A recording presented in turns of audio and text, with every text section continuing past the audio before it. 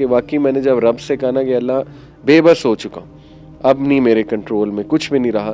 तो ऐसी सकत अल्लाह सुब्हानहू व तआला ने दी और ऐसा मतलब अल्लाह की तरफ से वो दवाइयाँ भी इफ़ेक्ट करना शुरू हो अल्हम्दुलिल्लाह। गई। लड़ाइयाँ फैमिलीज़ में और फैमिलीज़ में तलख़ियाँ, तलख़ मिज़ाजी, ताने देना एक दूसरे को मेंटल टॉर्चर देना, ठीक है ना? एक दूसरे को डिग्रेड करना, कितने इससे मतलब वो डिप्रेशन जन्म लेती है और कितने ग्रजेस जन्म लेते हैं। और लेकिन कुछ ना कुछ जब हम अल्लाह ताला की उन चीज़ों को और उन जो अल्लाह ताला के एक्शंस हैं, प्रैक्टिसेस हैं, उनकी कुछ ना कुछ हिकमत को जब हम कंसीव करते हैं ना, तो नेचुरली हमारी जो है ना वो एक कॉग्निटिव रिस्ट्रक्चरिंग ऑटोमेटिकली शुरू हो जाती है वहाँ पे। अल्लाह ताला से मोहब्बत बहुत इंपॉर्टेंट चीज़ है। सही है।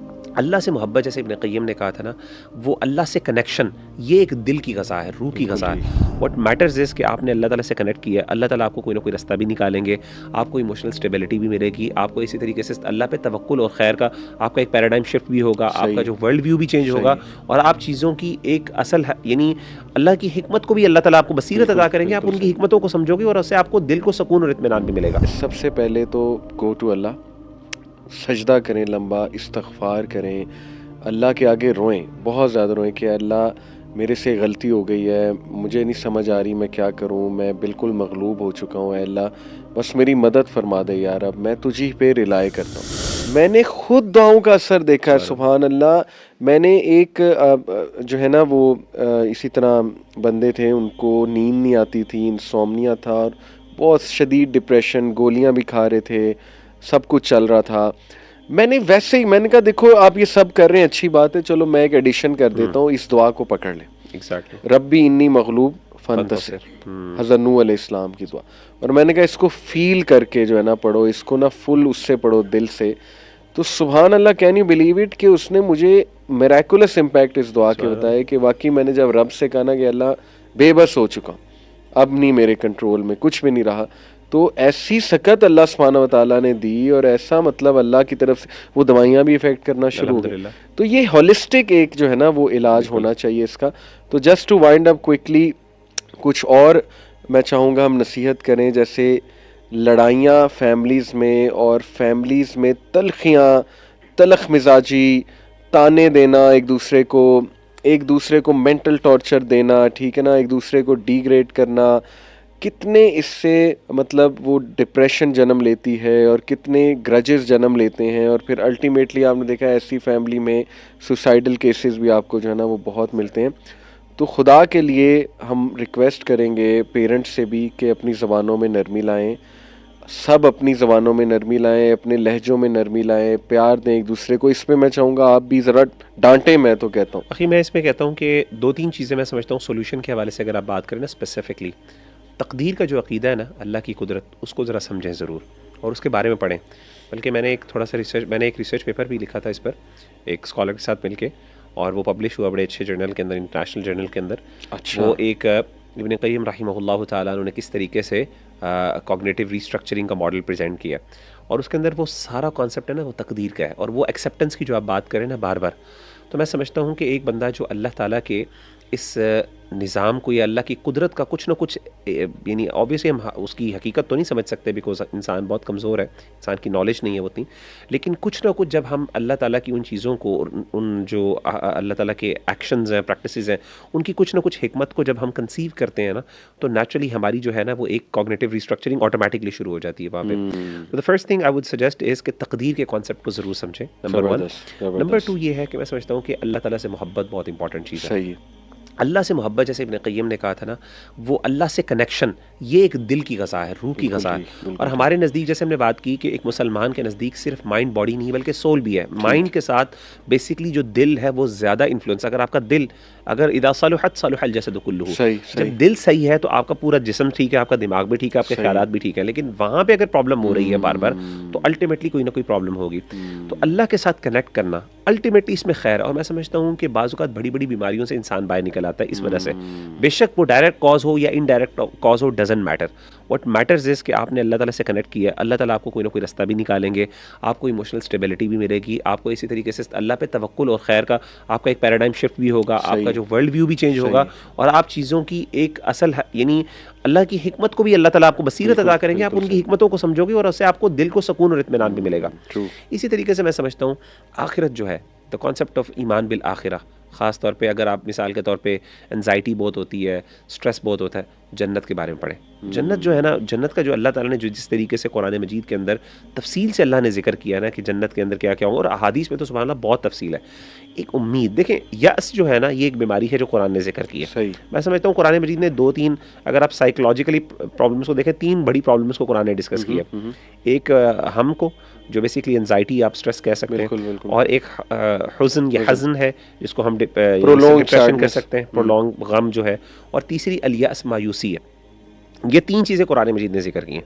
अगर आप इन 3 चीज़ों को यानी उम्मीद, मोहब्बत और ईमान बिल आखिरा, ये यानी लव, मोहब्बत, रिजा, उम्मीद, और इसी तरीके से तीसरी चीज़ जो है ना वो है आपका खौफ, अगर आप इन 3 इमोशंस को सही तरीके से मैनेज कर लेते हैं ना, और वो आप लोग ना एक बड़ा अच्छे अंदाज से आप अपने आप को इमोशनली स्टेबलाइज कर सकते हैं।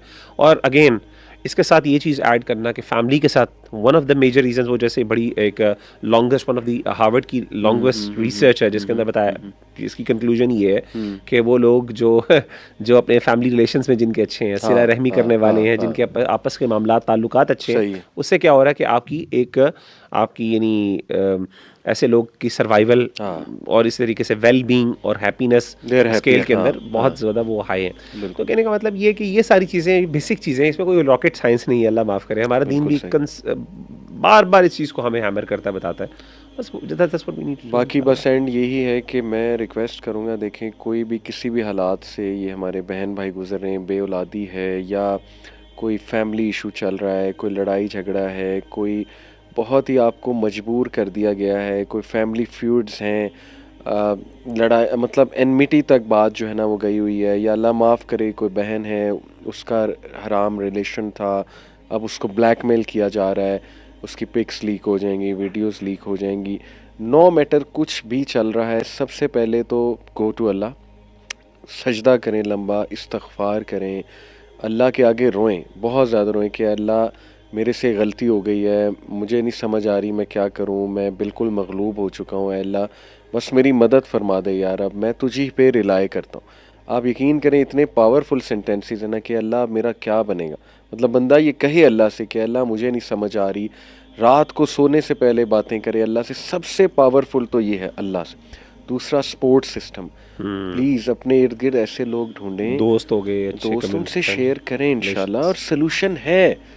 बड़ी ही रेयर सिचुएशन है कि सोल्यूशन ही कोई नहीं है, मुझे तो नहीं लगता कि ऐसी कोई रेयर, इन्ना माल उसरी उसरा, इन्ना माल उसरी उसरा, बेशक तंगी के साथ आसानी और बेशक तंगी के साथ एक मुश्किल है तो 2 आसानियां अल्लाह, और साथ का कहा है, ये नहीं कि बाद है, साथ है उसके, ट्राई टू लुक इंशाल्लाह कि वो क्या है, वो आसानी क्या है, मुझे रिलीफ कहाँ से मिल सकता है। तीसरा काउंसलिंग्स भी करवा सकते हैं आप, इवन मेडिसिन अगर प्रिस्क्राइब होती हैं ले लें, डॉक्टर एक कॉम्पिटेंट है, अच्छा साइकेट्रिस्ट है, you can take those medicine इंशाल्लाह, और अल्लाह से दुआ करें कि अल्लाह मुझे हील करें। और टॉक्सिक एनवायरनमेंट से अलहदा होना, ये इसकी शरीयत आपको इजाज़त देती है कि इतना मुंह ना लगे उन लोगों के जिनकी वजह से आपको कॉज किया जा रहा है, और इंशाल्लाह try to seek help no matter what you are going through, इंशाल्लाह मत डरें। अल्लाह ताला जो है वो ज़ात है जो एक ज़मीन से नन्ना सा बीज जो है फाड़ के अल्लाह सुब्हानहू व तआला पूरा एक जो है ना वो पौधा उगा देता है। अल्लाह वो ज़ात है जिसने हज़रत यूनुस अलैहिस्सलाम को मछली के पेट से निकाला, होपलेस सिचुएशन थी वो कम्प्लीटली, तो इसलिए ये ज़िक्र ला इलाहा इल्ला अंता सुब्हानका इन्नी कुन्तु मिनज़ ज़ालिमीन ये आपको काफ़ी हो जाएगा इंशाअल्लाह।